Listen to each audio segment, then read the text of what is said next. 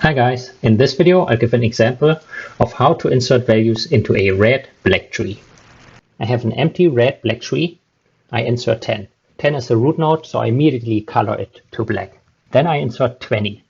20 is a new node. I color it to red. I inspect the parent is black. There's no violation. Now I insert 30. It's a new node. I color it red. I inspect the color of the parent. The parent is red, so I know there's a violation. Then I inspect the color of the uncle. The uncle doesn't exist, and I know that nil nodes are always considered black. So because the uncle is black, I know I'm dealing with case 2 or case 3.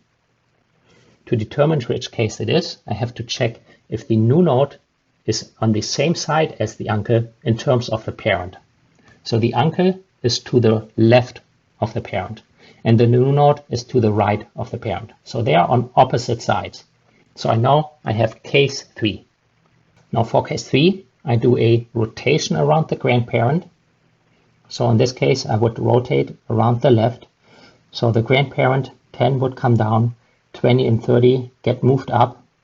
And after that, I have to color the parent black and both new children to red. So let's do the rotation first. You can see 20 and 30 got moved up. When I go back, 20, 30, the two red nodes get moved up, 10 gets moved down. So this is what it looks like after. Now the parent is colored black. Here 20 will be black, and 10 and 20 will be colored red. So this is what it looks like after the resolution. Next I insert 40. 40 is a new node. New nodes are colored red. I inspect the color of the parent. The parent is red as well, so I know I have a violation. Next, I check the color of the uncle. The uncle is red as well. And because the uncle is red, I know I have case 1. That's an easy case. We can just do some recoloring. We don't have to do any rotations. As a first step, we have to color the parent and the uncle to black. So that is 10 and 30 become black. And then the grandparent becomes red. So this is what it looks like after. Now we have another violation because the root must always be black. So we just recolor it to black.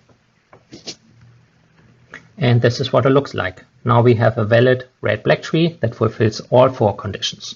Let's insert one more node, 35. So 35 larger than 20, larger than 30, but smaller than 40. So it gets added as the left child of 40. It's colored red. I inspect the color of the parent. It's red as well. So I know I have a violation. And then I have to inspect the color of the uncle. The uncle is the non-existing node here to the left of 30. Non-existing nodes are considered black, so I know the uncle is black, so I have case 2 or case 3. I check which side is the new node on. The new node is to the left in terms of the parent. The uncle is also to the left of the parent. So uncle and child are on the same side in terms of the parent. So for case 2, I do a single rotation around the parent. Parent gets moved down. 35, the new child, gets moved up to where the parent was. There we go. And now I apply the resolution from case 3. So case 3 was a rotation around the grandparent. You can probably see that this would be a left rotation now. 35 and 40 get moved up, 30 get moved down. So this is case 3 spelled out here. Parent is red, uncle is black. Uncle and new child are on the opposite side in terms of the parent. So single rotation around G, 35, 40 get moved up. This is what it looks like after the rotation. And now I have to color the parent to black and its new children to red. So first color the parent to black, and the next step 30 and 40 to red.